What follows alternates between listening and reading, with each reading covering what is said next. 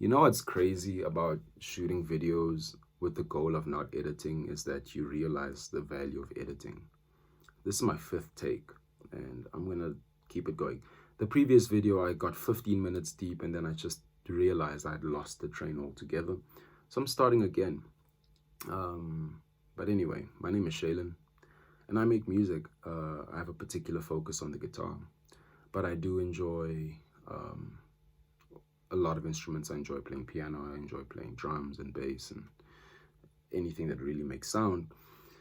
And I enjoy sharing ideas. I enjoy philosophizing. Is that the word? I enjoy thinking about things. And today I would like to share my thinking on the guitar. Now, I've been playing this instrument, not this particular one, but the guitar. I've been playing the guitar for about 10 years now. Yeah, it doesn't sound like it, doesn't feel like it. I feel like there's still so much to learn, and there always will be. But I really love this instrument. I think it's the one instrument that has a lot of room for self-expression. Not to say that other instruments don't. A lot of other instruments, all instruments have room for self-expression, but I feel like stringed instruments and breath instruments, wind instruments do this particularly well. In the case of the guitar, because there's so many iterations of this thing. There's nylon strings, there's acoustic, there's electric, there's baritone, there's open tunings. You can retune the way you see this thing. So like the exploration, or the potential for exploration, is essentially endless. You can go anywhere with it. But today we're just going to talk about the basics. Now, personally, I never had a music teacher. I went to school for audio production and sound engineering, but I never went to school for music. So everything I know about music has been from conversations with people who know more than me, and research that I've done on the internet, and just time with my instrument, just spending time with this thing, which is the number one thing you need to get into your head. If you want to learn the guitar, you're going to have to understand that you're going to have to take time. You're going to have to set time aside to focus on it intently. You have to really put all your attention on that. And even if it's 5, 10, 15, 20 minutes a day, putting your attention on this thing and trying to familiarize yourself with this map. Now, if you look at this map, we call the fretboard or the fingerboard, depending on where you're from. It's a matrix of sorts, because it's got this horizontal thing going on and it's got this vertical thing going on. But vertical on the guitar is this way and horizontal will be that way, not the other way around, right? So for instance, let me demonstrate. The C major scale in a horizontal way would be like this. That's the B. That's horizontal. The C major scale in a vertical way would be something like this.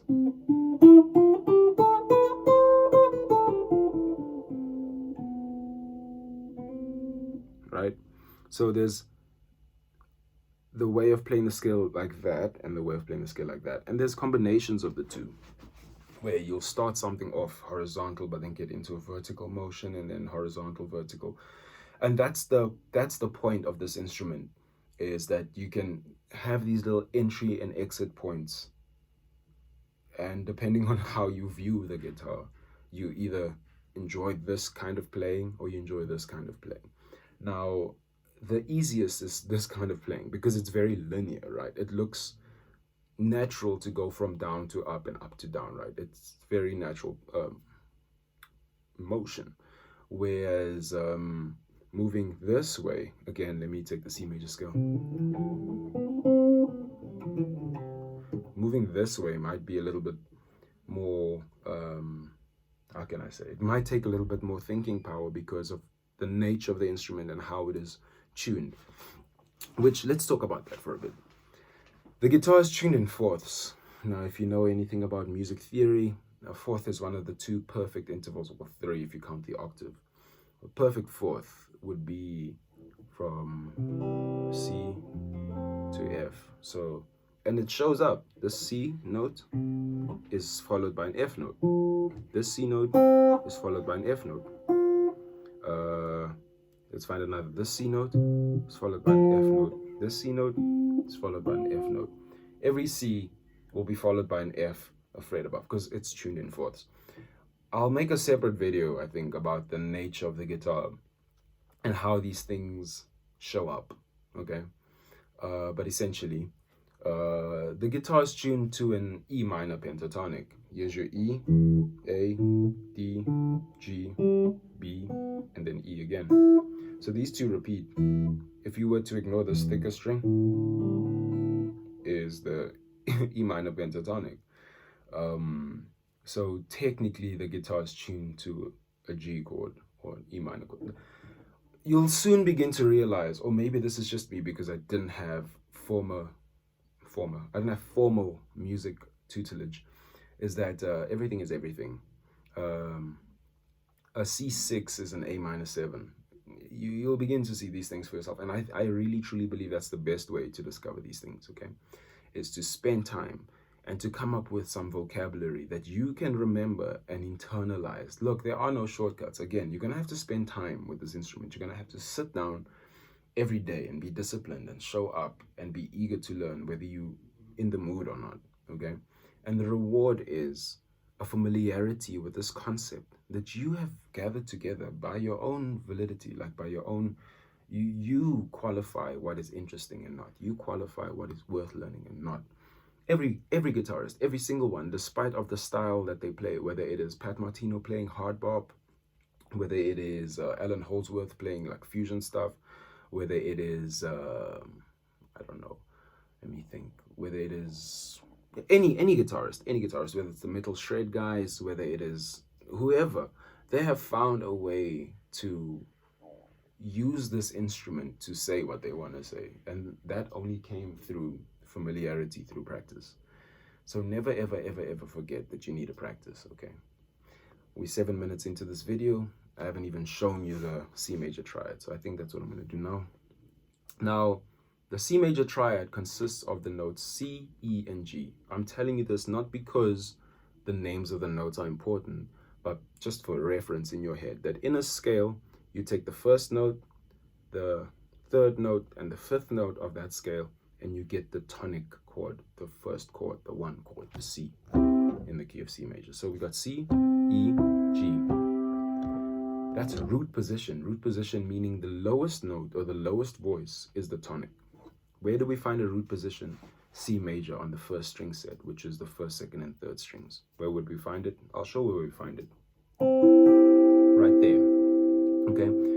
And listen to that. Like, play the chord and like have it sing to you, you know? Because that's a melody right there. That's a melody. So let that ring out for you and like just get the vibe of it. For those of you who are brand new to the guitar, I'll just show you how to finger this. For those of you who are kind of in the middle with your journey, you'll kind of know what this is. But G string and B string, 5th fret, right? And then E string, 3rd fret. The 3rd fret here is your G note. 5th fret on the B is an E note.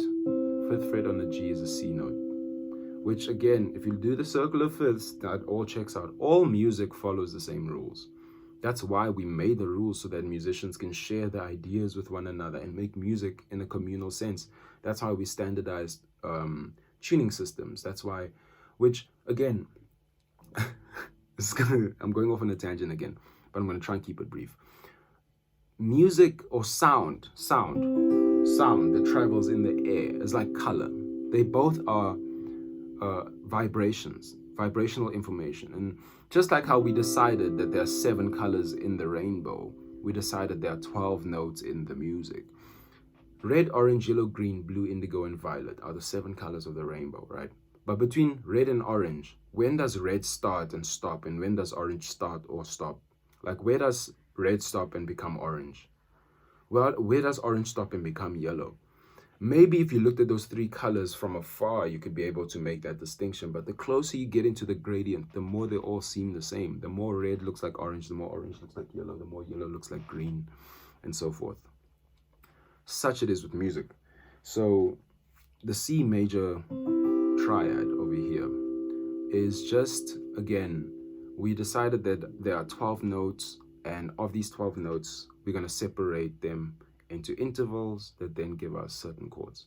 Okay, I'm not going to get too deep into that today, but yeah. So we got the root, the third, and the fifth. Now my guideline for any sort of root position triad on my instrument, the guitar, is that if I can find a root position and there's still frets under it and frets above it, I know that the rules for inverting a chord are like such. Is the root position, first inversion where your third is in the bass, or the E note is in the bass. Not in the bass, the lowest voice. The third is the lowest voice. And then you get second inversion where the fifth is the lowest voice. And then up from that, you get root position again. Because there are three notes, there's only three possibilities that keep on rotating. The more notes you have, the more possibilities you have to rotate, which is a whole other video. We'll get into symmetrical shapes on the guitar in the augmented and the diminished forms. Okay. Anyway, so if I have this root position triad, I know that there must be a second inversion below it and a first inversion above it. Okay, let's do the second inversion below it. If you look at that, it looks like a D chord. My guitar is slightly out of tune, but it looks like a D chord. It looks like this shape here. I'm not going to play this because I don't want to wipe your musical reference right now. We're in the key of C, we're not in the key of G. So there, that will be your second inversion. Why? Because the lowest voice is a G, right? You know that chord, right? So lowest voice being a G, second inversion. Then we get our root position because the lowest voice is the tonic C. Then we get our first inversion because the lowest voice is an E. Then we get a second inversion again because the lowest voice is a G. And if you notice that this is this, just an octave up. So again, there's only three possibilities because there's only three notes. Root position, first inversion, second inversion, which is down there. So if we start our C major triad from the second inversion to the second inversion, it will sound as follows.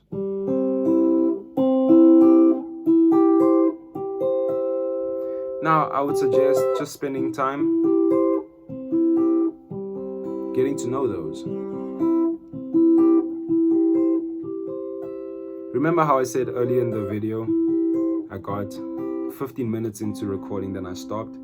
This is around about the same place I stopped because I started making mistakes. Because talking and playing is very difficult. And but I suggest that you do it. I suggest that you play your inversions once you've figured out where to find them. Stop playing them automatically while trying to do something else, like talk. Don't read. Don't watch YouTube or anything. Just talk to yourself, to someone in the room, just so that your brain does these two things independently, so that you can begin to notice how automatic this becomes or how natural it is. If it's still unnatural, slow it down. There's nothing wrong with slowing things down. It's just you in the practice room, and no one cares when you're in the practice room. They only ever care when you're performing, and you're not performing right now. You're practicing. So take it easy. If you make a mistake, start again. Take it easy, man. There's no rush. I know that might sound easier said than done because there might be a rush. Maybe you've been playing for 10 years and it doesn't sound like you've been playing for 10 years. Like me. I had to learn to let go of the desire to want to sound good in order to learn how to sound good. Because if I have a desire to sound good, that means that I've got a preconceived idea of what good is, and I'm trying to match that. And it becomes impossible because what I think good isn't even what it is. Nothing is what I think it is. Everything is as it is. And if I accept things as they are, I get invited into understanding why they are. Okay? It's a free quote. You can put that on a t-shirt. So yeah, on the 1, 2, 3 string set, just play these triads. Do that every day for a week. Every day. Every day, spend 5 minutes just wake up in the morning, go. At some point, this will become boring. Well, once it's become boring, give yourself a bit of a challenge. Like, do it in the circle of fourths, not fifths, fourths. If you don't know about the circle of fourths, I will maybe make another video about it. But essentially, start with C, then do F. Where will I find F? You see, I still have to think about it. Everyone's learning, dude. Everyone is learning. So where would F be on the string set? That's F. If this is my second inversion, then it means root must be here somewhere.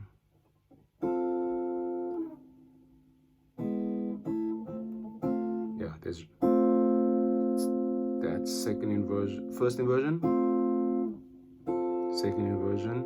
So root must be, there it is.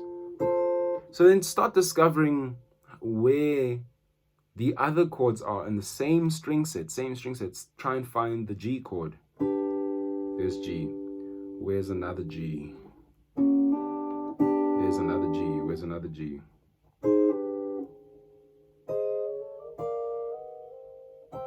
I don't know, man. You get my point, though. Like, this has to become natural before you move on. And not to say that you can't play anything else other than this. Spend like 5-10 minutes doing this. And once you've gotten bored or frustrated, move on to something else. Play some chords. It should always be fun to come to your instrument. It should always feel like a new opportunity to discover. It should not feel like, oh my gosh, my goals are here and I'm down here and I'm trying every day to get somewhere. No, you should learn to fall in love with the process of not knowing and going into knowing. Because once you know, you can't know. But once you don't know, you can only know, you know? Like, yeah, I think I'm going to end it here. Practice this, eh? Like, do this on that string set, okay? The next video will be on the next string set.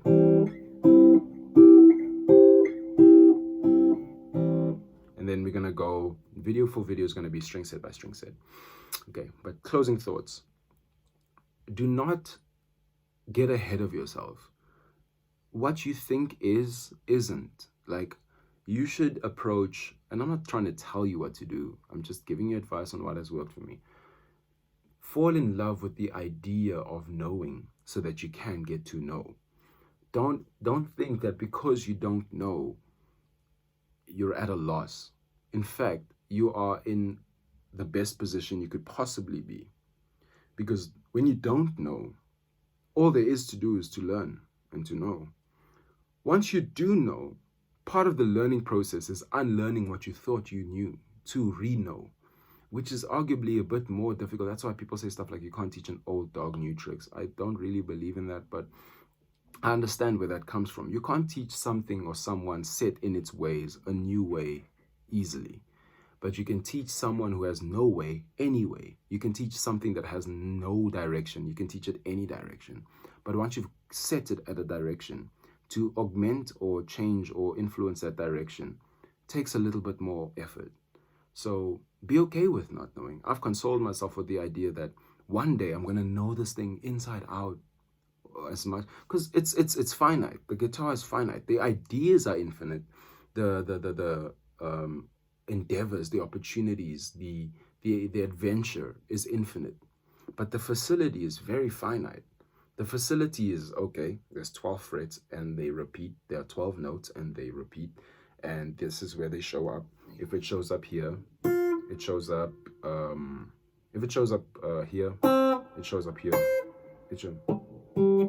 It shows up everywhere. The C will be C where it's C.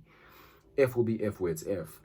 And then the journey is just becoming familiar with where F shows up, where C shows up, where G shows up. But once you become familiar with where they show up, that is just the start of your musical imagination getting to express itself. And I mean, again, the journey is way more beneficial than the destination. There's so many quotes that say this kind of thing. Ain't about how fast I get there. Ain't about what's waiting on the other side. It's the climb. Thank you, Miley Cyrus, because it's true. The climb is what's fun. The exercise is what's fun. It's not the results, not the big body, because once you have the body, you've got the body. But to maintain the body, you still need the exercise.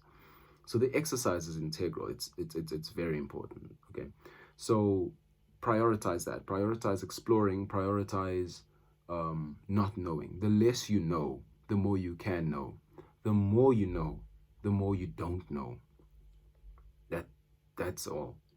This video is 20 minutes long, and if you've watched it all the way, I appreciate you. I'm going to upload another one sometime. I'm gonna push the stop button right now, go straight to YouTube and upload it. And I'm gonna do that as many times as I can until, I don't know, until the videos get better or until I give up making videos. But I'm not gonna give up because I was not raised to be a quitter. Anyway, I hope you enjoy your practice. Have a good day and be kind to someone. Be kind to yourself first, but be kind to other people as well. You don't know what's going on in their internal life. I think Sonder is the realization that everyone around you that you've met or haven't met has a complex life, just as complex as your own. So be kind to other people. Yeah.